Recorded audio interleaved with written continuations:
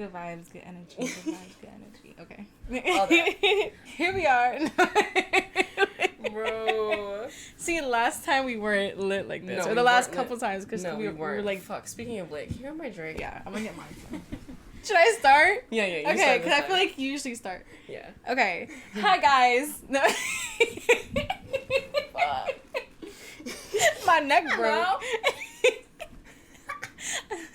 Hi. No. Okay. Hi, guys. I'm Rachel. I'm Janni. And this is a Young MILF podcast. Yes. So I am 23. I'm also 23. And I have a baby. No, obviously. I have a little girl. Her name is Kaliana, and she is 3 months old. Yup. And I'm a baby boy. He's over here watching Cars on the floor. And on the floor. On the floor. He's on a blanket, though. He's nice and comfy. But yeah, he is 19 months. Who? Big boy. But yeah, this, like she said, this is a Young MILF podcast. Mm-hmm. This is a judge-free zone. Mm-hmm. This is where we talk about everything real and raw and just all the deep let everything shit. out. Yes. Just tell you guys about our experience being moms. Yeah, if you listened to our last episode, we talked about being pregnant, what that was like for each of us individually, what we went through individually, because we do have different stories, just experiences in general. As does every woman. Yeah. But today, we're going to talk about the juiciness, which is actually the labor and delivery part of our... Oh. Hello. What happened, Pa? Romeo's movie shut off. Yeah. Little... Here you go, Papa.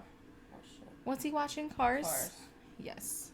This is going to be the commercial break, until we have actual ads. For real. So yeah, today we're going to talk about our labor and delivery stories. Mm-hmm. They were different, I believe. I mean, as anyone's, no one's really the same. Yeah. But yeah, we're gonna get into that first. Yeah. But first, we always have a drink during our episodes, so pour up if you have the chance to be part of this litness. Today we're drinking tequila. We ran out of Red Bull, so now we're just using Sprite, and it's not that good if we're being honest. Like, I only taste alcohol. Literally. But yeah, so there's that. So here we go. Still clink to it. Yes. Yeah. Clink. Oh god, that's not gross. Good. Not good. It's so gross. Not good whatsoever. But yeah, so today, labor and delivery, man. So, where did it start? Where did it all start? Where did it begin? Well, okay. With Romeo, he was actually born late, quote unquote, because the first kid's always like a question, like when are you actually about to have them? Because normally it is late. I know it wasn't the case for you, but 9 days after I was supposed to be due, I had my last doctor's appointment, that last doctor's visit. It was the day before I was supposed to get induced. And I go in and she swipes my membrane again. Like, the doctor swipes my membrane. So wait, explain what that is if people don't know. It's almost like getting rid of, like, that plug or whatever is, like, holding... I'm not really... Like, mucus plug? My mucus plug did come out, but, like, it didn't do anything. Like, I was still just having Braxton Hicks. I was still very... Like, I only was, like, 2 centimeters. Like, I think by the point I had that appointment... But I think what it is like, it's like a hook thingy, right? Well, she was just using her finger. Oh, okay.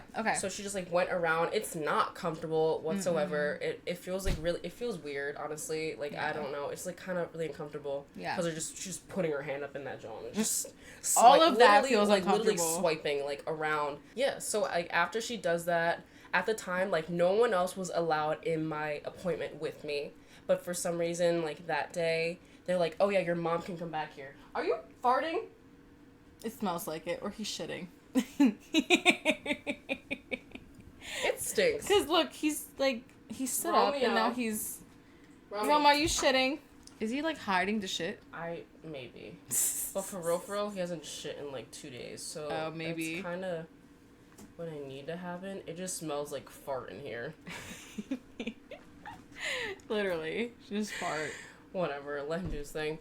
Anyway, so yeah, my mom was like allowed into the my appointment for some reason. Like, that literally was not allowed Maybe because they low-key knew that you were about to, like... I have no idea. But, so basically they, like, hooked up me to, like, this thing that was, like, tracking my contractions. I'm like, I don't know why I'm hooked up to this. Like, I'm not even close to being active, like, in active labor, like, whatever. But I was there for probably, like, 10 minutes. And after, like, a couple minutes, my mom was like, do you feel like that happening? Like, and you could see, like, on the machine, it's like, it's showing contractions. Mm-hmm. I'm like, yeah, I feel something, but it's like, whatever. Mm-hmm. But they were consistent. We left the doctor's office, like, about to go home, whatever. And I'm like, still feeling this, but they're getting more intense. I really wasn't paying much mind to it until my mom is driving. And if you live, like, in the Philadelphia area, we don't even live in Philly, we live in the suburbs. But regardless, the roads are terrible. There's potholes everywhere. Yeah. It's awful. My mom's, like, hitting bumps on the road. I'm like, yo, like, I'm uncomfortable. Yeah. And she's like, you've never complained about this before. And I was like, yeah, but it's like, whatever. Like, I didn't believe. You didn't really know, yeah. Yeah, I just, like, didn't know. Like, this is my first time being, well. in labor. Yeah. Yeah. So we're in the Starbucks line, and it's like, and I start timing them, and they are consistent. It's like every 5 minutes. And I was like, I'm talking to my mother. I was like, Ma, I feel like I'm, like, the contractions are actually, like, they're getting more intense, and they are happening, like, every couple minutes. Mm-hmm. And she was like, call Q up right now. He's my baby dad. And she was like, tell him to get here. And I was like, wait, what? She's like, I think you're in labor. Right. And I was like, oh. So I'm, like, calling him in the Starbucks line. Yeah. So he's racing over, like, I get to my house, he gets there, like, a couple minutes later, and... on the phone with the doctor, like, I'm experiencing contractions, but they're not really, like, intense.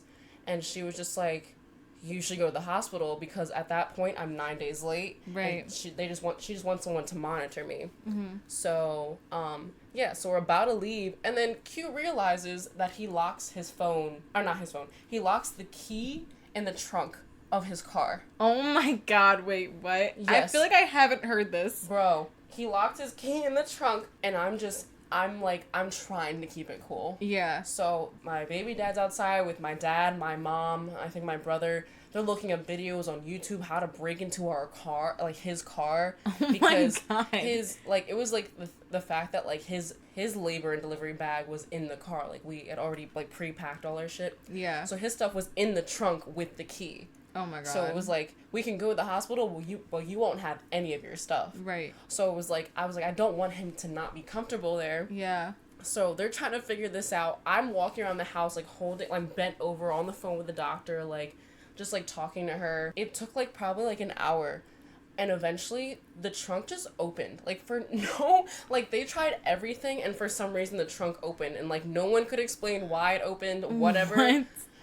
I don't know. Wow, that was like God. No, for real, because I was getting frustrated, and I was trying not to be, and, like, I was just, like, on the verge of tears, because, like, at this moment, like, the contractions are getting more intense, and if you've been in that, you've felt that, you're like, I just want to be somewhere where I'm comfortable enough to, like, experience this pain, but, like, I'm just, like, in a very uncomfortable situation, like, trying to keep it cool, like, just, like, whatever.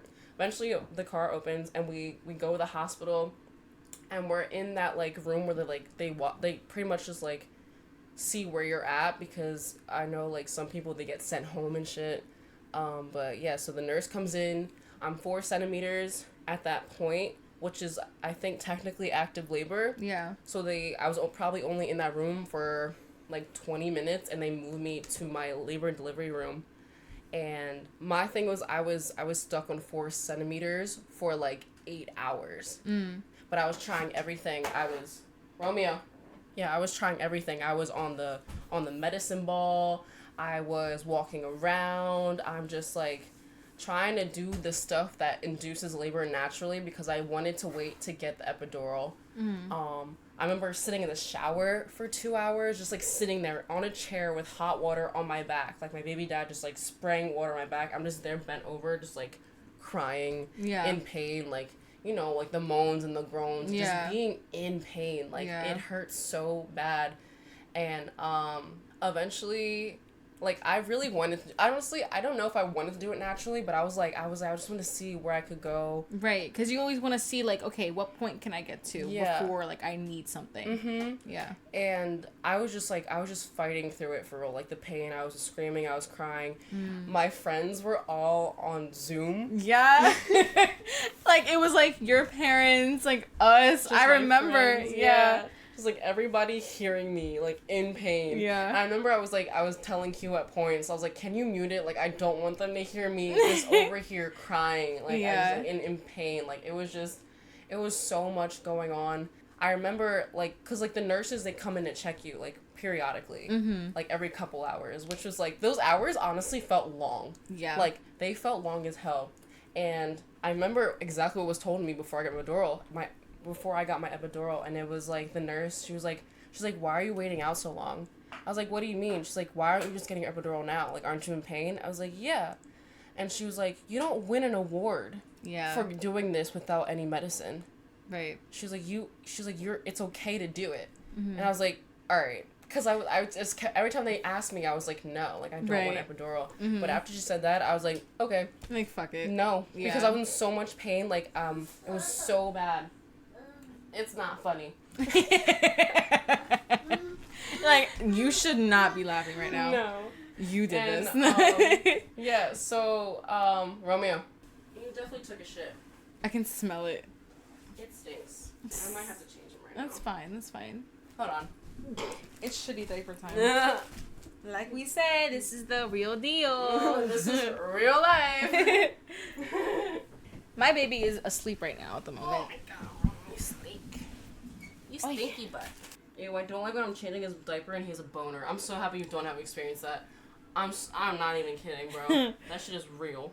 Oh, Lord. So, after the nurse said that, I was like, bring that shit on. Because I was in so much pain. Like, I remember, like, watching you could, like, watch your contractions. Yeah. And, like, at that point, they were so intense. And, like, I just, like, couldn't handle anymore. So I was like, you know what? Bring that shit.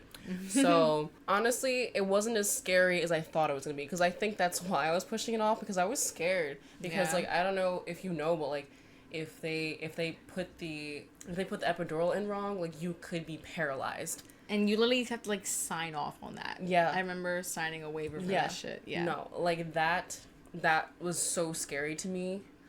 But, like, I was like, you know what? I'm in so much pain, like, I don't care right now. And I just understood I needed to be still. Yeah. So basically I was like, the doctor's, like, behind me. I'm, like, hunched over holding a pillow. Was the nurse in front of you, too? Yeah, there was a nurse in front of me, and then there was my baby dad also, like, holding me. Mm-hmm. And then there was the doctor behind me, like cleaning off, like, my spine and everything. I remember, like, having my worst contractions when he was, like, inserting it into my spine. And you could see it on the thing, like, it was like in the 90 whatever, like, it was high, like, the pain. And I remember just, like, crying and just, like, being so still because I was terrified of being paralyzed, and just, like, being, like, bent over like this, and, like, my baby dad said, like, he was going to pass out from that. Yeah. Like, just watching that alone. Nothing else for real. But, like, I don't, like, I'm happy I didn't see it for real, because I also might have felt the same thing. Yeah. But after that, like, they give you, like, a button where you can just, like, keep putting the medicine into your body. I was, like, kind of scared of that, though. Like, I don't know. I don't put too much. No, like, I was so scared. And, like, I remember, like, not wanting to bother the nurses for some reason. I was like, I don't want to be annoying. I was the same way. Like, I don't want to be annoying. I don't want to keep calling them in here. Because, like, but my thing is, like, they'd be like, all right, I'll be back in, like, an hour. And I'm like, an hour? Right. Like, that's long. I'm in pain. Like, I want this to be over. Yeah. But the thing is, like, when I got my epidural, I was already 8 centimeters. Okay. Which is, like, pretty close to when you have to start pushing. Literally, like, 2 centimeters away. Like, very, very close. Yeah. But my thing is, my sac didn't burst. They wanted it to burst naturally. So they had me sitting in the most uncomfortable position ever. Like, they sat up my bed straight up. So it's, like, it's literally, like, I'm just, like straight up. Like a chair, almost, yes. Right? And my feet were together like this. And I was just, like... What the... And it was, like, this. Where all the pressure was, like, right there. On like, on the sac to burst. Yeah. And so they were like, all right, we'll be back in 2 hours. You're like, wait. Bro, I started sobbing instantly. I was like, I cannot sit here for 2 hours. Yeah. This was after you had the epidural, too? After. Wait, how did they sit you up numb like that? Bro. What the? It was so painful. Like, honestly, that might have been the most painful part of the whole thing, was being in that position. Like, oh my god, I was like, oh my god, I kept asking Q, I was like, are they about to come in yet? He's like, no, we still have an hour 30 minutes. Like, oh my he was goodness. like I didn't like looking at the clock. I was like right on the wall. Right, because it seemed like time's like slower when you keep slow. Looking, yeah. And I was like, oh my god, like, we're doing everything to distract me from movies to music to singing, just like everything to get my mind off of it, because I was in so much pain. But eventually I did do the 2 hours, and it didn't burst naturally. So then, like, they come in, they're like, all right, we're gonna do it for you, and they're like, they use like this crochet looking hook thing, and the thing is, she was like, do you want to see it? I said no. I don't want to see it, just do it. I don't want to see anything. I didn't want to know what was going in me. Like, I'm like, some people are probably like they're like, okay, I need to see everything. That was me. No, I get it. Yeah. Like, I was just like very afraid of that. So I was like, you know what, do what you gotta do, whatever. So like they broke my water for me, and it was just pretty much a waiting game at that point for me to be 10 centimeters. I don't know, I think it was at like 10 hours where they came in. They're like, all right, you're ready. And I was like, oh.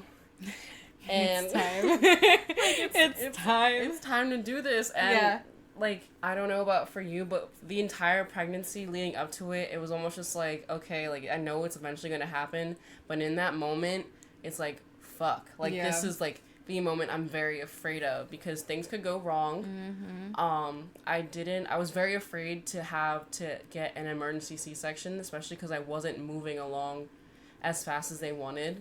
So I was like, all right, like, I got to do this. And this is during COVID. So, for beginning, when I was pushing, the only people in the room helping me through that process was a nurse and my baby dad, and that was it. And I remember I was so exhausted. I didn't sleep the entire time. Like I said, my appointment that I went to the doctor for was like 9 a.m. So, from 9 a.m. to realizing I'm in labor to being in active labor, which was 10 hours, I didn't sleep a wink. I didn't sleep at all. I barely ate. My body was not ready to go and start pushing, but it was time. And when I did start pushing, I remember like literally passing out every time I was done pushing. So you push 1, 2, 3, whatever, 4, 5, 6, whatever, and then they're like, okay, you're done. And I would lay back and just be knocked. What? Be completely knocked, because like for that moment after pushing, it didn't hurt as much. Yeah. It was just like, you felt that kind of relief, and that was like all my body needed in order for it to go to sleep. Right. So I would go to sleep, and then I would realize like I was feeling pain again, and that's when you have to, like, during the contractions is when you push. Yeah. It was after about like an hour that a doctor came in. And she was basically the person that was going to try and deliver this baby. I mean, she delivered the baby, but she was the person that was going to make sure I didn't tear. Like, she was just making sure all of it went smoothly. Yeah. And I remember, like, during it, like, after an hour, bro, I was so over it. Like, I was just like, I can't do this anymore. And I kept saying, I can't do this. And they're like, no, like, you can do this, you can. And like, I kept asking them, I was like, did I poop? Like, you kept asking them? No, I literally kept asking if I pooped. Yo. Like, I was kind of nervous to do that. And the doctor was like, girl, if you poop, like, that means you're using the right part. The right muscles and everything. Because, like, the way that you push, it's not actually a push, it's more like a crunch. For real. Yeah. So it's like, and for real, like, I don't know if it's TMI or whatever, but, like, I literally felt like my butthole was, like, huge. No, literally like, same. Because, like, I was enormous. Pushing. Well, I'll get into it, but, like, you're pushing as if you're pooping. Basically. Like, you're shitting a big-ass turd. That's like, it feels more, like, in your ass than your actual vagina. Literally. And that, like, I didn't expect that whatsoever. I didn't take any Lamaze classes or any of that. Like, I don't even know. Because it was COVID. Like, you could not do those things. Yeah. So this was all, like, I was experiencing it firsthand. And so I eventually did shit. But Q said it was this little pebble, so it didn't even matter. I was like, I don't care. At least it wasn't like a long. No, because can you imagine? Yo, I would be humiliated. I was so scared. Yeah. And like even like afterwards, oh shit.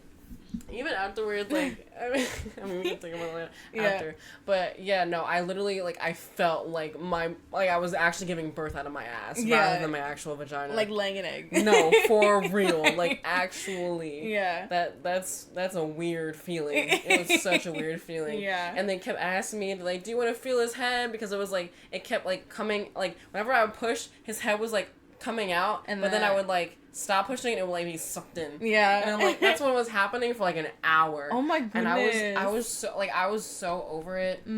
But eventually, they kept asking me to feel his hair. I was like, dude, I don't want to feel anything. Like, I don't want to know what's going on. Like, I just didn't want to be, like, I don't know. Something about that, I didn't want to do. Like, it was like, ew. Yeah. But eventually I did feel his hair a little bit. I was like, okay. I was like, oh, he has a lot of hair. Okay, I'm ready. Like, I don't want to do it anymore. Yeah, eventually, I guess his head went through, and they're like, okay, last push. And then, like, his shoulders, I did not feel at all. Like, once his head was out, big-ass head, first off. Like, what? Once his head was out, like, the rest of it was, like, pretty easy.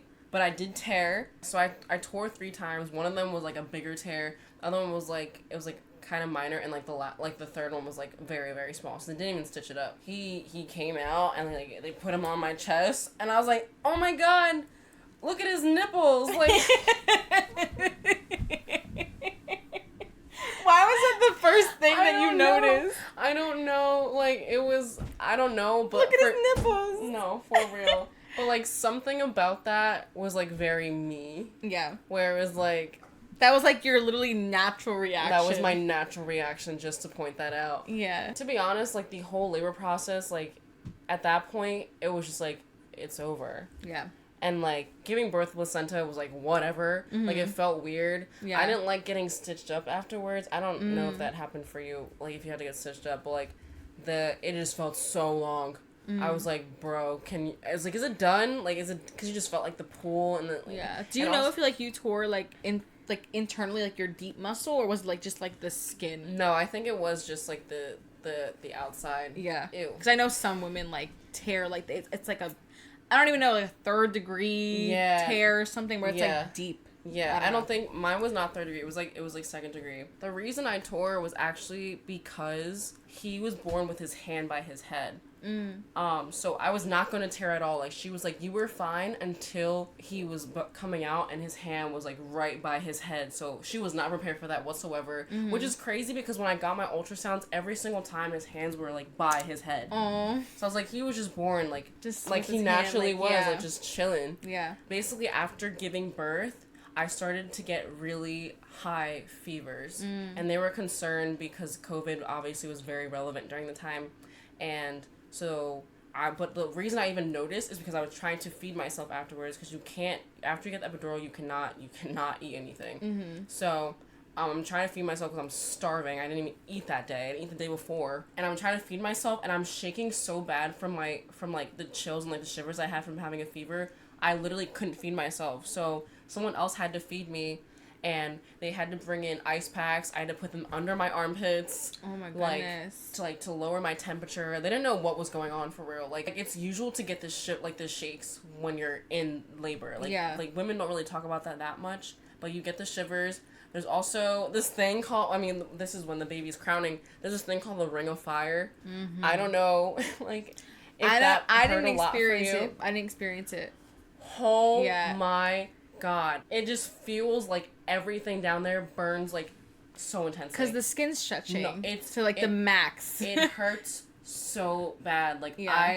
Like, that's when I was like, I can't do this. I cannot do this. I can't keep going. Like, I was just like, I can't do this. I mean, I really can't even explain, like, the full, like, in full depth, the pain and everything. Because, like I said, like, once it's over, like, you kind of naturally just forget. It's the biggest, like, relief, like, mentally and physically. Yeah. Yeah. I mean, you worry about afterwards because I'm tore the fuck up and I'm bleeding and right. I'm, like... It's, like, a whole nother experience. That's a whole other thing. Yeah. But I mean, I can talk about my stay afterwards if you want to talk about or your labor experience. Yeah, for sure. Okay, so definitely different than yours because I was basically at like my third to last doctor's appointment. I was 36 weeks. It was my 36-week appointment. And I went in and throughout my pregnancy, I think I mentioned before in our last podcast that I was having like high blood pressure like readings here and there. It wasn't like concerning. It was kind of just like, okay, like I'm having high blood pressure, but it's not like to the point where it's like, okay, like you're gonna have a baby at any point because it's like, you know. But so I go in, well, the nurse sees me first and then it's the doctor. Usually it's how that works at my house, at my doctor's office. So the nurse reads my blood pressure and she's like, oh, it's a little high, I'm gonna try like a different cuff on you. And I'm like, okay, because she's thinking maybe the cuff's wrong. So she does that. And then she uses the other cuff and she's like, okay, no, you're fine. Never mind. Like, you're good. I'm like, okay. So after that, the doctor comes in and she sees what the nurse, like, she saw, like, I guess the nurse's notes or something. And she's like, you know, I'm just going to take your blood pressure one more time and see what happens. She takes it and I have a high blood pressure. Like, it's there. Like, it wasn't like a mistake. It's definitely like high. Yeah. And also I remember feeling when my blood pressure was high. Like, I definitely had like a headache. I was like a little shaky. Like, I kind of just felt weird. Like, I could tell something was up. Yeah. So, she's like, yeah, your blood pressure is definitely high. And she's like, I'm going to have you come in. Well, no, this was a Thursday. Yeah, this was a Thursday. Because she told me that she was going to have me come in the next day to read it again. And if it was high the next day, I was going to have to get induced. And then she was like, if it's like super high, you'll probably get induced tomorrow. And I'm like, wait, what the fuck? Tomorrow? I don't even have my hospital bags packed at this point. I'm like, wait a minute, what do you mean tomorrow? Because like, how far along are you at this point? I was 36 weeks. Yeah. So I'm like, wait, okay. So we ended up going in the next day. And I had a high blood pressure reading at the office. It wasn't like super high. It was still high. So they actually sent me into labor and delivery triage to be monitored there for like, I was there for like maybe an hour. And they were like, okay, your reading is high, but it's not high to the point where we would induce you right now. So what we're going to do is we're going to induce you next week. Just to prevent, like, say maybe it turned into like preeclampsia, which is where like, I don't know the exact definition, but I know it's like with pregnant women, something to do with their heart, like it's very dangerous, like super risky, like women pass away from it, like unfortunately, but it happens. So of course I was like really scared. I'm like, okay, like am I okay? Is the baby okay? Like I just wanted to make sure, like, you know, and also like the fact of like I'm about to give birth earlier than I thought. I mean, this would be like 3 weeks before I'm 40 weeks before I'm like due. So I'm like, okay, shit, I guess this is happening. So that week after that appointment was like so long. I remember it being so long because I'm like preparing. I'm like, okay, it's not like to the point where like say like I'm 40 weeks and like it can happen anytime. I'm like, okay, I'm giving birth this weekend coming up. Like that's what I was in my head. I'm like, I'm about to have a baby. Like it's like, I don't know, it just felt different to me. No, that definitely is a crazy concept because you're like actually being told you're gonna have a baby. Yeah, exactly. Rather than just like waiting, which is also fucking literally. You don't know. Yeah, so both of those things are like crazy. So that whole week I'm preparing. I like packed my hospital bag. I was cleaning the shit out of like the house and my room and like really nesting for real. Like just like getting everything ready. I remember the Friday comes round and I officially turned 37 weeks. And so they told me that I would be going in that Friday or like that weekend. So I remember I called into labor and delivery at the hospital on that Friday. And they told me that it was packed. They said there was no beds available. And yeah, they literally told me that. I'm like, okay, like, but I have gestational hypertension. So what's going on? And I'm like, you need to get a bed ready. Like I don't, like, what the hell? Like, how are you gonna tell me there's no beds? So what ended up happening was, I basically had to like just keep waiting for a phone call. Oh wait, oh my God, I actually forgot. See, like, this is like, it was so crazy. I'm like forgetting things. Yeah. So we were told that I was gonna be induced that Friday. So me and Keenan packed our shit Thursday night and we literally went in to labor and delivery at like 8 a.m. Friday morning and it was fucking snowing. I remember it was like snowing so hard. because of the fact that I have like an app where like it would show you like your appointments and stuff, and it literally said induction 8 a.m. Friday.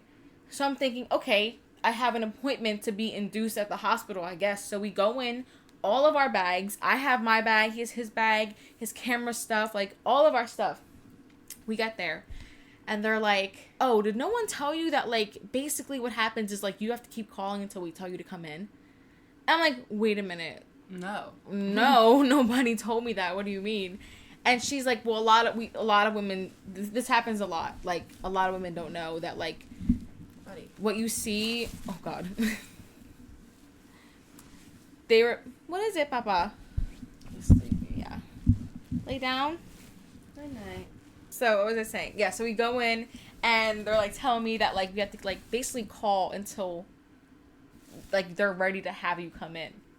So, we go home, and I'm, like, what the fuck? I was, like, fucking stressed out. I'm, like, sweating. I remember I was so, like, I didn't know what was going on.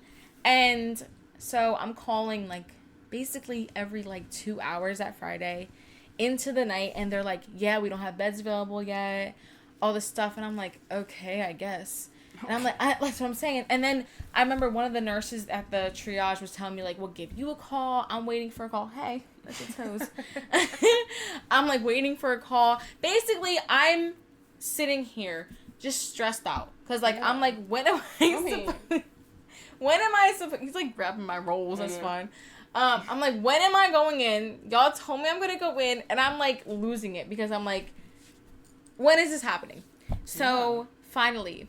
Saturday rolls around, and it wasn't until 6 at night, like 6 in the evening on Saturday, that they call me, and literally they're just like, do you want to come have a baby? Literally, that's... Do you? No, that's what I'm saying. Literally, that's what the nurse told me on the phone. She was like, do you want to come in and have a baby? I'm like, I guess. Like, that's what y'all want me to do. Yeah, y'all like, told me. That's what I'm saying. So she's like, okay, we'll have you here. Get here in an hour. Luckily, the hospital's like 15 minutes from here. Yeah. She's like, get here in an hour. Make sure you eat because you're not allowed to eat once you get here. And I'm like, fuck. So yeah.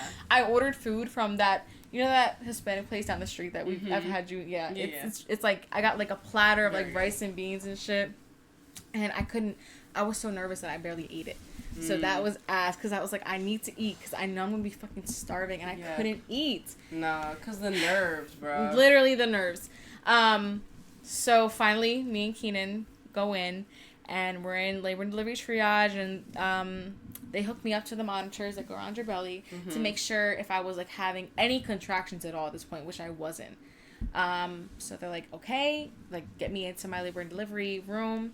And I think the first thing they started me on was either they had me on something called a Foley balloon or a Foley tube, which is basically, it looks like a tiny little balloon on a stick. It looks like a lollipop almost.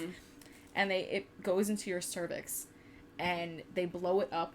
Yeah, it expands. That shit hurt so bad because they checked me. I was not dilated whatsoever. At all. Because, I mean, I'm 37 weeks. I'm considered full term, but nowhere near dilated. Yeah. So they had to put that inside of me, like, with my cervix completely closed. And it was so... I was hyperventilating. I was crying. Like, it was bad. It was bad. So, I could only imagine how that feels. Yeah. They had that in me. I remember, like, I had to, like, pee a lot with it, and, like, getting up to use the bathroom with it was, like, oh my god, it was, like... You had to pee with that in? Yes. Yes, and every time I went pee, I could literally feel it sitting inside me. Ew. It was but it was, and also it was making me bleed, which I was concerned about. Yeah. And I was like, is this normal that I'm bleeding? And they were like, yeah, like that's gonna happen because your cervix is closed. We have to like force it up you. And I'm like, okay, I guess. So I remember like, and also I was hooked up to an IV. I was on some liquid and like fucking, what was it, penicillin, because I had strep B. Okay. That's one thing I forgot. I also had strep B. Yeah. Like they test you. I think we talked about it last time. That like they they swab your booty hole. Yeah, they swab your booty hole. Yeah. And yeah, I also had that. Yeah, so they had that penicillin hooked up to me. I think it's just to prevent, like, I don't know, any infection when the baby comes out. Because they're coming out, like, they are fresh, literally. Yeah. So the bacteria could affect them. Yeah. So I was hooked up to that, and so I remember every time I had to go to the bathroom, I would have to get up out the bed, unplug the shit myself, like the monitor, and roll the thingy, the IV with me to the bathroom. I had a fucking balloon up me, and I was like dripping blood as I was like walking. So there's like not piles, but like little drips of blood, like a trail. And I'm like, this is crazy. Like it was so fast. I remember getting there at like, I think it was like 8:00 at night. They had the balloon in me already, like within like 2 hours. Oh, also they had me on this little pill. I forget what it was called. Basically, they put it in like my cheek. It was like the tiny pill, like this big. Put it in my cheek. I forget what it's called, and it's supposed to kind of start inducing like your labor. Like I forget the name of it. And they also would put one up me as well. So one in my cheek, and it would just dissolve by itself in like 20 minutes. So I had that, the balloon, and I was bouncing on the ball with the balloon. I wasn't feeling a lot yet. I remember, I think it was after they inserted the balloon that I started feeling stuff here and there. I felt different. I wasn't feeling like contractions yet, but they actually told me that I was having them already after having the balloon and the pill. They were like, "Do you feel anything?" And I'm like, "No." And they're like, they turned the screen to me, and they're like, "Well, look at here." Like, it was going up and down. And I'm like, "Well, I don't even feel it yet." Yeah. I was like, I didn't know it was in store for me, because I remember being like, I don't feel anything yet. The calm before the storm. Literally. Dead ass. So I remember I started bouncing on the balloon. Not the balloon, the little bouncy ball. The medicine ball? The medicine ball. And that's when I started feeling like the contractions hitting. And I'm like, oh fuck. Like, shit. Like, I was like, oh god. And I looked at Keenan, and Keenan looked at me. He's like, "You're feeling it?" I'm like, yeah, something's happening. And it was actually when I was on the balloon, the nurse would have to, I keep saying balloon, the bouncy ball. The nurse would come in and check the balloon in me like every 2 hours or so. They would also be taking my blood pressure because they were concerned about it. But the weirdest thing was that even though I was getting induced for high blood pressure, the entire time that I was there, I didn't have high blood pressure, which is weird. That is weird. Yeah, in my head, I'm thinking I could have gone like full term, but I don't know, who knows. So the nurse is coming in and checking the balloon every 2 hours, and after being on the medicine ball for a while, remember, she comes in and I'm on the medicine ball, and I'm like, do I have to get on the bed because I want to stay here? And she's like, no, I can check you right now. So she puts like a towel under me because I was bleeding, and she basically like tugs on it, and it just falls out by itself, meaning I'm somewhat dilated because since it just came out by itself, my cervix is opened. So after that, they ended up checking me. I was only 2 centimeters, and this was like in the middle of the night. How many hours is this?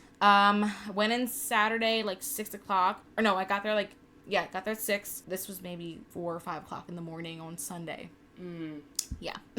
So after the balloon fell out, they finally started me on Pitocin, which is the induction medication. That's also what I was on to get me induced. Yeah. And that's when it gets crazy. Literally crazy. Oh my god. So basically, after the balloon fell out and they started me on Pitocin, basically all of Sunday, I was like active labor. Like, it was intense. I was, like you said, the moans and the groans and the like crying. I got no sleep, like none, from like Saturday night into all the way until Sunday night. So they kept checking me throughout the day. Mind you, I'm like fucking starving. Couldn't eat nothing. Checking me throughout the day, and I remember they checked my dilation. I was only at 3 after after that morning, after the balloon fell out, me being at 2. After being on Pitocin the entire day, I was only at 3 Sunday night. 2 nurses came in, and mind you, I mean, it probably happened with you too. Like the nurses' shift was switched, so every it was like morning and night there was new nurses. So you'd have like a new nurse every like 12 hours or something. So these 2 new nurses came in for the night shift on Sunday, and they're telling me, they're like, "Honey, you're at 3 centimeters and you've been here since Saturday night. I think maybe we should do the epidural because look how much pain you're in, and it's gonna help you move along and maybe get some sleep." Because mind you, I didn't sleep at all. Like I was like exhausted, but I was in so much pain that I couldn't sleep. Sunday night, the nurses are basically telling me, "We think you should get an epidural to like help move things." And you know me, I was like so like, I wanted to go natural so bad, like it's so bad. Like I know it's like the thing, like you're not gonna get an award, like it's whatever. Like I wanted to do it just because I just felt like I would have been like, I did that shit. So I ended up being like, okay, like, because I was only at 3 and I was like screaming in pain, which is like crazy because it's like 3 centimeters. I mean, it's not that far along if you think about it, but also like you're in active labor. Yeah. I'm like, fine. Let's just fucking do it. Like, let's just do it. Keenan was telling me to do it because he was, like, seeing how much pain I was in and nothing was helping me at all. And I felt like I wasn't getting nowhere. I was like, if I don't get this epidural now, I'm going to be here, like, all week. That's literally how I felt. So I ended up getting the epidural, and my epidural experience was not it. Like, not... Really? I had a really bad experience with the epidural. It was very painful for me. Like, I felt everything, even though they do numb you before they give you it. It honestly, like, it was worse than the labor, in my experience. Really? Like, being dead ass, like, it was so bad. And I was actually, you know, I know how you mentioned, like, being scared of, like, being paralyzed and shit. Mine hurt so bad that I thought that was gonna happen. Like, so basically they had me, like, you know, bent over all like, the way. Really hunchbacked. Yeah, like... I was having contractions in that moment, being the nurse in front of me. She was the sweetest nurse, too. She was grabbing my shoulders, trying to, like, push me forward. And I was, like, making sure I was standing still. And the anesthesiologist comes in, and she's, like, has her whole tray. They have Keenan. Keenan couldn't stand next to me for some reason. They said he has to sit down because a lot of dads pass out. They said, we want to make sure that because they were like, he's a big guy. If he falls over, we can't get to you. It's going to be a mess. So we're going to have him sit down. Because Keenan actually told them, he was like, yeah, I'm queasy as hell. And I'm letting you guys know that right now. They're like, okay, so you're going to sit down during this. Which made me kind of anxious because I wanted him with me, like, right there. And I had to, like, look at him across the room, which was ass. So, yeah, nurse is with me. I'm hunched over, having contractions. I remember feeling the numbing needle go into my back. And immediately, for some reason, I just started shaking, like this, like, so bad. I don't know what it was. I don't know if it was my anxiety or what. And I felt like I couldn't breathe because... like, I was so hunched over. Also, I was, like, I don't know why. I was worried about Callie in my belly. I was, like, me being this hunched over, like, am I fucking squishing her? Like, that was going through my mind, too. And then after the numbing, you know, the anesthesiologist was, like, talking me through it. She was like, okay, here's the numbing. I'm like, okay. Next comes, you know, the fucking epidural itself. Yes. When I tell you... did you, like, was it painful for you? No, that shit hurt so bad, but also I was experiencing my worst contractions at the same time. So it probably just, like, leveled it out. So I just felt pain. Okay. Yeah. No, and the thing is, like, the doctors, like, or the nurse herself was, like, pointing it out, like, oh, this is a huge contraction. Like, this is big. Yeah. And mind you, this is, like, at the moment, I'm getting a needle in my spine. Crazy, bro, what we go through. No, so crazy. Yeah. So, I... felt the whole thing, like I could literally feel the tube going into my spine. Like what it felt to me, it felt like somebody had like a power drill and was drilling my back. I don't know why it felt that way, like the drilling sensation. Yeah. It just, I don't know why. And also, while she was putting it in, I don't know if she was hitting nerves or something, but I felt this pain running down like the sides of my back into my butt, and I started crying. Like, I was hyperventilating. The nurse was, like, trying to calm me down. I was actually screaming. Like, and I looked up for 1 second at Keenan. He was crying, like, tears running down his face. Because he was like, what the fuck is going on? Yeah. We were both really scared. And the nurse was like, trying to calm me down. Like, they were actually look concerned. And then the anesthesiologist was like, I'm not gonna lie, she was low-key pissing me off because she was like, what hurts? Like, what are you feeling? Like, almost like an attitude. Yeah. Almost like I wasn't supposed to be feeling anything. Yeah. And I was like, it hurts. And she was like, where does it hurt? Like, what are you feeling? I'm like, it just fucking hurts. And I'm like cursing them out. And she ended up giving me more numbing needle, and it didn't work. Like, it just hurt so fucking bad. Yeah. Finally, and also, she had to try it twice with me. The first time it didn't go in, so it took a half hour for me to get the epidural into my back, and I was sitting there like this, hunched over for a half hour, and it was honestly one of the most, like, traumatizing experiences of my life, like, dead ass. So after it was done, I remember I, like, went to the bathroom, or no, I didn't go to the bathroom, what's it called? I had my phone, and I looked at myself in the camera, and my eyes were, like, swollen shut from fucking crying so hard. Keenan was, like, just getting over it himself. I was, like, just calming down, bro. It felt like I was gonna pass out because I was, like, it was just a lot. It was just stressful. So much. That was a lot. The nurses that were there, it was, like, a second nurse that wasn't with me, but she was, like, watching the whole thing. She comes over to me after they lay me down, like, after I have it, and she's, like, she grabs my shoulder, and she's, like, I want you to know that, like, I don't want you to feel as though we talked you into getting this, because I know what you just went through was absolutely horrible.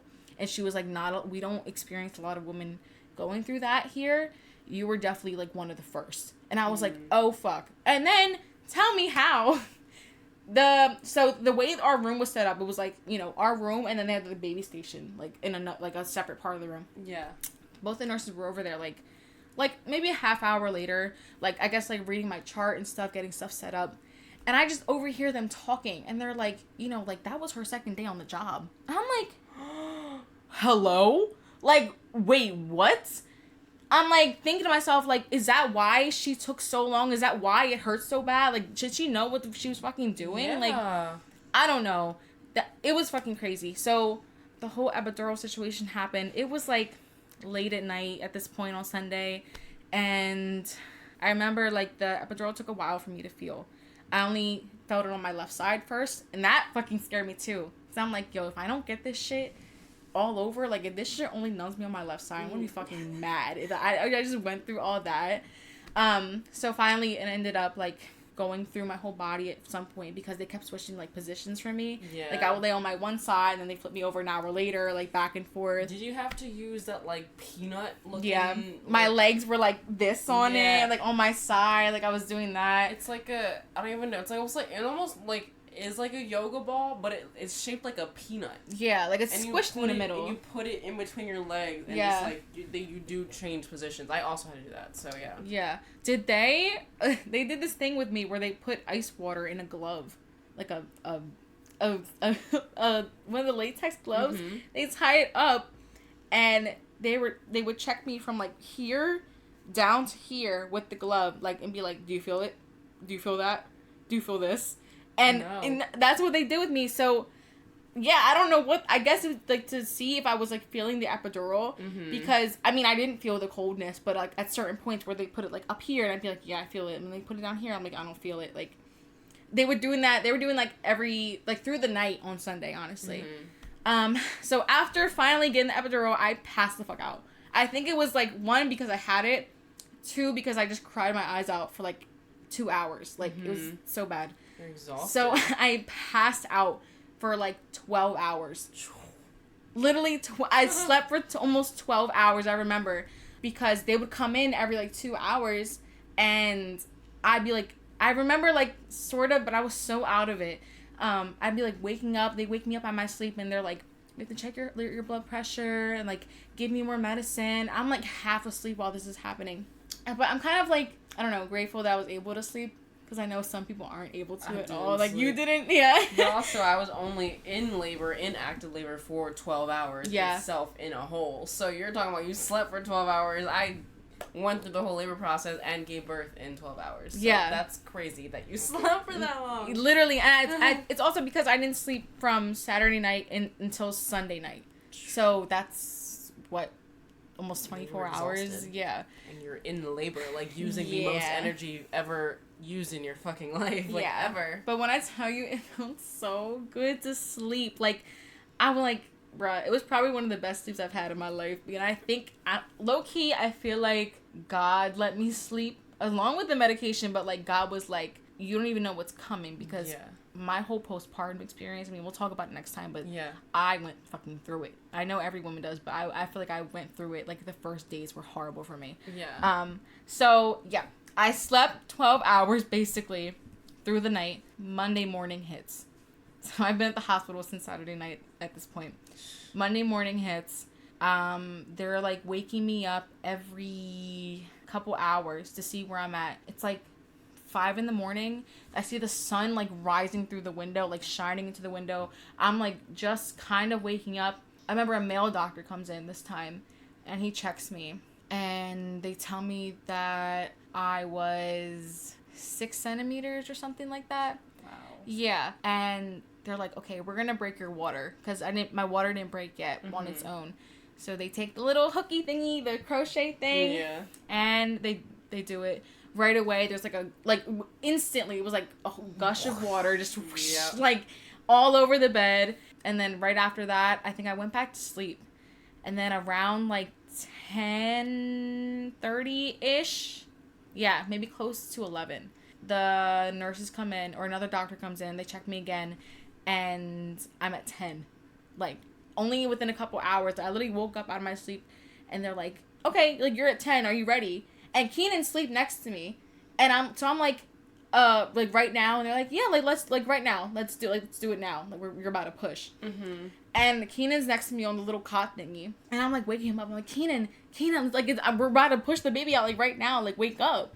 And he's like, huh, like waking up out of his sleep. I'm like, come on, wake up, like, it's about to happen.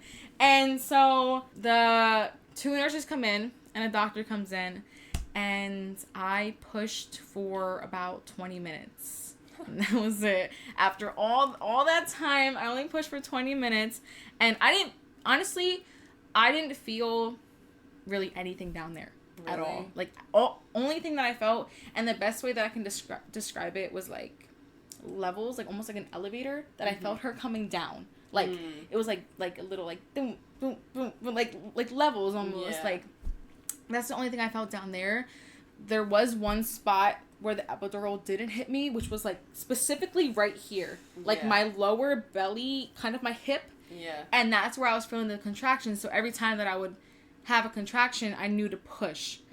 And I'd be like, okay, I'm having one, I'm pushing now. But it wasn't, like, where I was, like, screaming in pain. Like, the only reason why I would think I was screaming was because I was pushing so hard. Yeah. So I was like, like pushing so hard, and like you said, like, my booty hole was like felt like it was opening. Nah, like, for real. And in my head, like, you kind of said something similar. Like, in my head, I was thinking to myself, you can fucking do this. Like, every time I push, I'm thinking, go, Rachel, like, go, like, just do it. Like, I was so determined for those 20 minutes. Like, so I think that's, like, the most focused I've ever been on something. I was, like, in the fucking zone, I remember, because I wanted to be over so bad. Yeah. I was like, fucking do it. Just go. Yeah. And next thing I know, all I feel, like, I don't really remember her head coming out. Like, honestly, it's kind of, like, all a blur to me, low-key. Real, yeah. Like, that's why I feel like it's taking a while for me to explain what's going on, because I'm, like, trying to think back. Yeah. But I don't really remember her head coming out. Only thing I remember, for real, is just feeling like she felt like a gummy worm. It was just like she, like, slipped out of me, like all at once almost. Yeah. And they grabbed her and they put her on my chest, and I just remember feeling this, like, overwhelming, like, I just started crying immediately. I didn't say nothing. I really didn't say much. I just looked at her and, like, instantly just bawling my eyes out. Like, that was my natural reaction. And then, so I only had a 1st-degree tear. Like, it was maybe, like, not even an inch long. Yeah. And then I had another one, like, by my pee hole that was barely anything either. And I only had, like, total, like, maybe, like, 4 stitches. Yeah. Which was, like, I was kind of happy about. No, that's pretty lit. Yeah, I was kind of like, okay. I have this specific scenario when your vagina rips to your asshole. Oh Lord. Yeah. Wait, did you? I actually, I ended up having a what's it called, hernia, or a hemorrhoid. Yeah, in my booty hole because I was pushing so hard. Really? It was like this. It just like a muscle like popped out of my booty.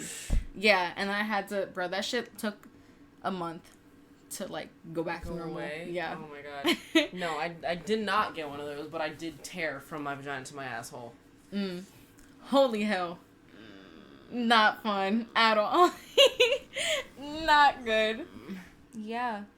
I pushed her out in 20 minutes. Didn't really tear much. I don't think I said how long it took me. It took me 2 hours. Really? I pushed for 2 hours. Oh my goodness. Wait, I know one of our friends. I think she said it took her 4 hours.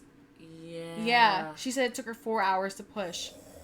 Which is crazy. Nah, dude, because I think if it took anything longer than 2 hours, like, I felt like I was gonna give up. Like, I felt like giving up. Because they were like, you're so close. It just, like I said, like, whenever the head was, like, ready to come out, it would just get sucked back in. Yeah. And I was just getting so frustrated. Like, I was getting so frustrated. And that's when I was like, I can't do it. I can't. And then they're like, no, you can. I'm like, no, I can't. Like, I literally cannot. Not 2 hours, too long. But they said, like, apparently, like, sometimes, like, first-time moms especially, they're just, like, not used to, like, that pushing. Yeah. Where it's, like, because, like, even, like, in the beginning when I started pushing, I wasn't doing it correctly. I was not doing it right at all. And then eventually they're like, it has to feel like you're doing crunches. And, like, you're, like, you feel like you're, like, pushing out poop. And I was like, oh. So that's, like, eventually, like, the way I was pushing changed. But, like, in the beginning, like, I had no idea what I was doing. No clue. I think, honestly, what prepared me was TikTok. Because I remember seeing so many TikTok videos on, like, how to push. Like, I was on, like, that pregnancy, birthing side of TikTok at some point. And I remember seeing videos on it. So when it came to that time, I remember, like I said, I was so determined. And I already kind of knew, like, what to do in a sense. So I was already like, I'm trying to poop. That's like the one thing. I was like, if I shit, like, I wasn't even like asking if I shit, or like, I wasn't even concerned. Like, I didn't even care. I wanted her out so bad that if I shit, I was like, okay, like, whatever, it's gonna happen. But like, I was just like literally thinking to myself, I'm pushing out a poop, like, the whole time. Like, I think that's honestly, I don't know. I know it's different for everyone, but I think in a sense that's what made me push her out so quick, because I already kind of felt like I knew what to do. Also, it kind of came to me very naturally for some reason. Like, I was kind of just like I just did it. Yeah. I don't know. I didn't feel like I was... Did you give birth on your back? Yeah. I was on my left side. Yeah. So, like, I was in a position... Because, like, just things just weren't working. So, like, eventually, like, I was just, like, I would grab my leg, and that was just, like...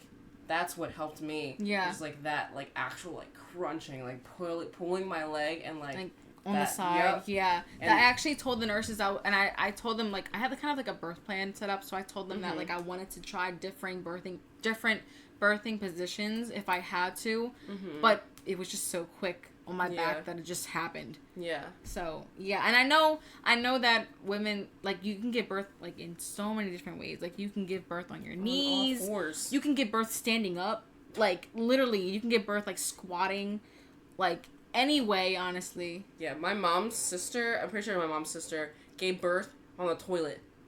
Really? Yep. She like told the nurses or the doctors or whatever, like, she was in labor, and they're like, well, you're not really, like, showing any signs of labor or whatever. So she's like, alright, I had to go shit in the hospital. Goes to take a shit. While trying to take a shit, the baby comes out, and she's, like, holding the baby on the toilet. Oh my god. Like, in the hospital bathroom? In the hospital bathroom. They were probably sick as hell. No, like, they definitely were. But also, like, that is crazy. Yeah. Also, I actually saw this thing on TikTok recently that, like, apparently sitting on the toilet backwards is a good birthing position. Really? Yeah. Like, I've seen it. Like, the birth photographer that I follow, she took a picture of this lady sitting backwards on the toilet, like, you know, facing, like, the back of the toilet. Back of it, yeah. And apparently, like, just sitting that way, like, does something for your body. And, like, a lot of women just birth the baby like out like that. Yeah. Crazy, right? I had no idea that could happen. Me either. Nah. But I mean, as long as you get your baby whatever out, works, literally. For real. Yeah. I mean, shit, we definitely both had, like, 2 pretty different experiences, like, going through labor and birth, and, you know, it was, like, something I'd never forget for the first time. Yeah. Like, I plan on having more babies, but definitely the first time is something I would never forget. Yeah. I don't think you mentioned it, but, like, during the epidural, did you get, like, a catheter? Like, did they, like, take your pee out? They actually, yeah. No, they did. They it wasn't one that stayed in me, though. No, They come in and they would empty my bladder. They only did it twice, though. Yeah, same for me. Only twice, yeah. But the first time, bro, I had so much pee. The thing was about to overflow. Same. And I was getting nervous. I was like, wait. Like, I was getting so nervous because you have no control. Right. Like, as soon as they put the jaw in, your pee is just coming out. Out. Never had that experience before. Like, that's such a weird feeling. Right, that they can manually take your pee out. Like, it's, like, so very weird? Involuntary, like... Right. Like, yeah. I don't even know how that works. I also don't. But like, yeah, that's crazy. It happened. Mm-hmm. Yeah, that's weird. I'm trying to think of, like, anything else that might have happened. Like, oh... Wait a minute. So you weren't able to eat, right? Or were you? I was able to eat until I got the epidural. But I don't think I did eat. I think I had, like, Jell-O. Did Q eat in front of you? Like, were you cool with it? No, he didn't eat in front of me, I don't think. Basically, I wasn't allowed to eat. I didn't eat from Saturday night until right after I gave birth Monday morning, so around like 12 o'clock. And the first thing I asked for after I pushed her out was a menu to the cafeteria. literally, I was like, I need a menu right now. That's what I told the nurse. I was like, I need to eat right now. I didn't eat in like 48 hours. Like, I need food right now. But basically, when I was in labor from Saturday night into Monday, Kaden would have like people drop off McDonald's. He was going down the cafeteria getting food. I was looking at him like a puppy dog. I'm like, Keaton. And also, he had Molly drop off edibles. So he was fried while it was happening. No, yeah, that was it. But I'm like, do what you gotta do, I guess, to get yourself through it, because I'm over here, like... No, that's crazy. I would actually be crying if I'm starving and someone else is eating in front of me. But that's also, the thing. Like, that's... Yeah, I didn't want him to be hungry, too. Yeah. I'm like... And I know he felt bad. But, like, I was like, okay, if I'm hungry, I don't want you to be hungry, so go ahead and eat. Yeah. Yeah, but...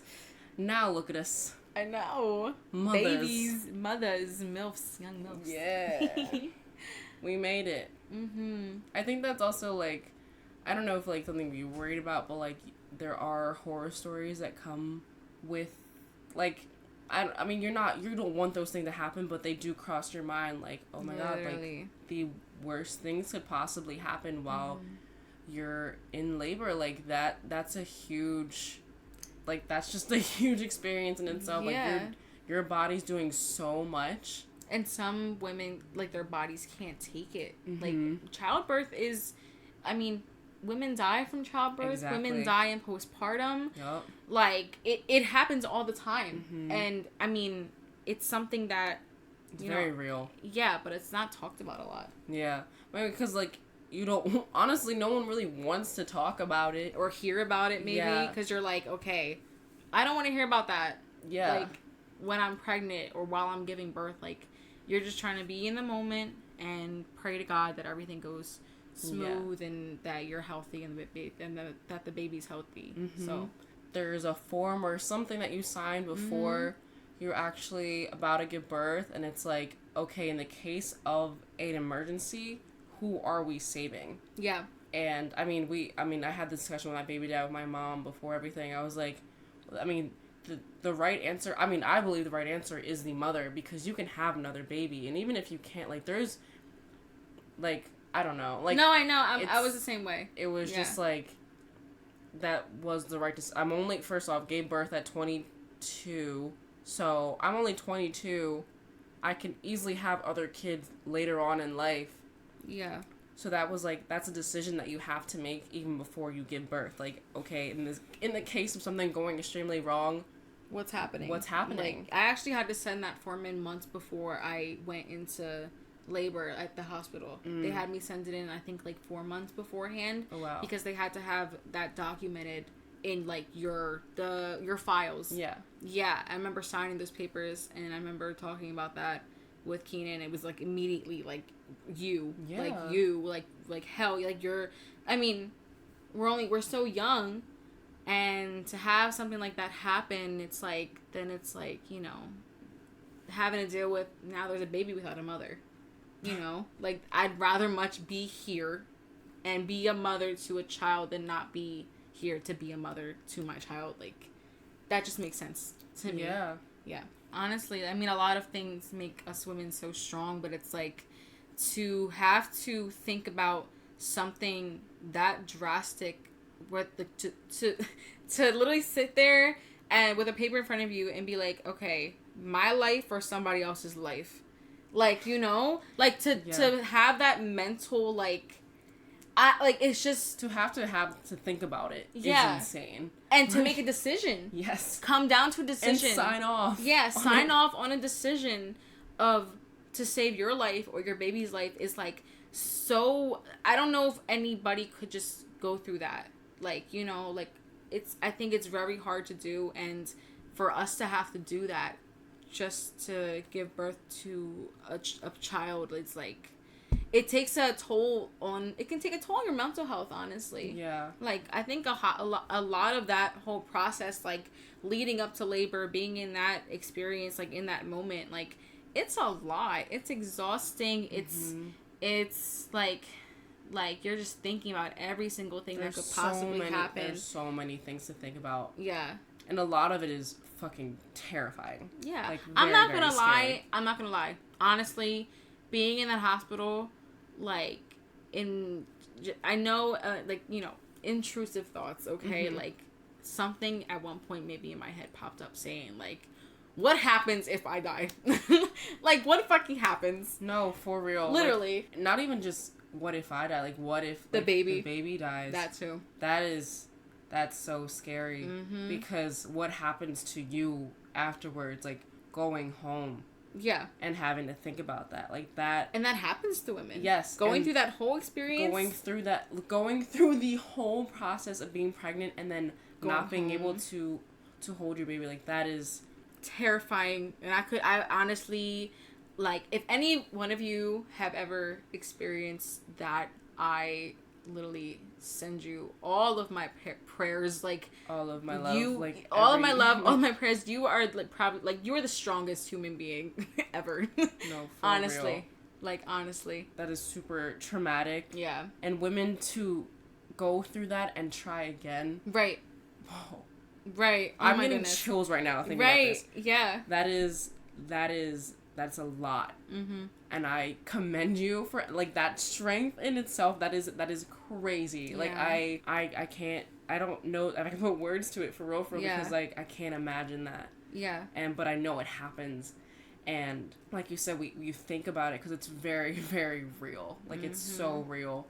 To be, like, in your own head in that thought process. Like, it's almost like, I know I wasn't alone in the time being. But I almost felt alone just because I was the only one going through that in that moment. Like, in that moment, I'm like, I know I'm not alone, but with myself and my baby right now, I feel very much alone because I have to make these decisions. I have to have these thoughts. Like, I have to think about what could possibly happen. What would I do if this happens? Like who's gonna be there? Who, like, all the thoughts. Like, you know, Keenan's with me in the room, but I don't think he's thinking about that. You know. No, and you don't know what they're also thinking. Because, like, after I gave birth, like, Hugh told me, he sat me down. He's like, I'm gonna be honest. Like, even though nothing was going wrong, I was very afraid, like, you wouldn't make it. Yeah. You know, Keenan, I never asked Keenan if he ever thought that. He might have. I remember he did talk about, like, what he felt when I was getting epidural, that he was scared as fuck, but I don't know what he was actually thinking during the labor, or the delivery process. I know something, because he told me. He was probably afraid to tell you. But he was like, I was scared the entire time until there was a breathing little baby girl in front of me. He was like, that's all I wanted. Oh. He was like, I was terrified. He was like, and all I needed to see were her breathing, crying in front of me for, like, there to be, like, just some type of relief. Mm. And that's what he told me. He was like, that's what he was saying about the entire time. Like, he just wanted there to be a little baby girl just there. I think it's so special that I'm, like, just hearing this, like, right now, like, on here, because I don't know why I never asked him or why we never spoke about it. I remember telling him how I felt, but I don't think he ever got into, because, you know, he doesn't really talk about his feelings like that. Mm-hmm. And, you know, I know it's not like he wasn't feeling anything or like he wasn't just scared. I remember, like I said, he was like on edibles and shit, but that's because I know that bro was probably trying to keep him calm. Yeah. Like, for sure. And, like, I remember he was, like, working on his computer for a lot of the time, or, like, we were watching movies, and I think he was trying to keep himself occupied to get past those thoughts that he was having. Mm-hmm. Like, so just to hear that, maybe, I know, like, I wasn't alone, but like I said, just being with yourself in that moment, because, like, they don't feel the pain. Yeah. They don't. They will never know what you feel. Mm-mm. Ever. No. Like, men will never grasp that concept or feel those feelings, like, mentally and physically, ever. They will never know. Yeah. And that's something that I think, like, a lot of men realize, honestly, when it comes to women. Like, if you're a man, you know you know that you will never experience that, and that's why you really give it your all when it comes to women, because I feel like that's just how it works in my brain. I don't know. Yeah. And if you're not giving it at all as your man to support your women, I suggest that you do. And if you're watching this, fucking show it to your man, because or if you're listening to this, show this to your man, because this process is very, very draining, very exhausting, very stressful, like, very anxiety ridden. Like, it's just anxiety driven. Yeah, it's just, like, a lot going on, and for real, like you said, like, you feel alone, but at the end of the day, you need somebody there just to be like, hey, it's gonna be okay. Even though you're like, it's not okay. Right. I'm in pain. I'm crying. I'm screaming. You don't know what this feels like. Yeah. At the end of the day, it is very, very special to have someone there for you. Mm-hmm. And if it's not your man, like, let it be your friend. Let it be your mother. Let it be just somebody you trust and you love and knows that he loves you and will love the baby as much as you love that baby. Like somebody there to support you. Yeah. Through that whole process. For sure. Very necessary. And honestly, I know some people do it alone, too. Right. Oh, my God. Some women don't even have the choice sometimes. Maybe, like, they're by themselves at their house. Maybe their man's at work, and all of a sudden, they have to rush to the hospital, and they have a baby in, like, an hour. Mm-hmm. That happens all the time. And, like, I know it could definitely be hard. Like, you're, like, that's when you're really by yourself, you know? Or, like, some women, maybe they're single mothers, or some women, maybe their husbands or boyfriends are away, like, in the army. Like, so many different situations could happen. So it's like, that really does show that, like, literally every woman's, like, laboring experience is so different when it comes down to the people who are there, what you go through, medications, hospitals, nurses, doctors, like, all different. Yeah. All different, like, and I bet, like, of course there's always going to be stuff to relate to, like, but I, like, just hearing, like, any woman's story will definitely always be, like, one of a kind in its own, like, and I'm definitely grateful to be able to have went through labor and delivery that was mostly smooth.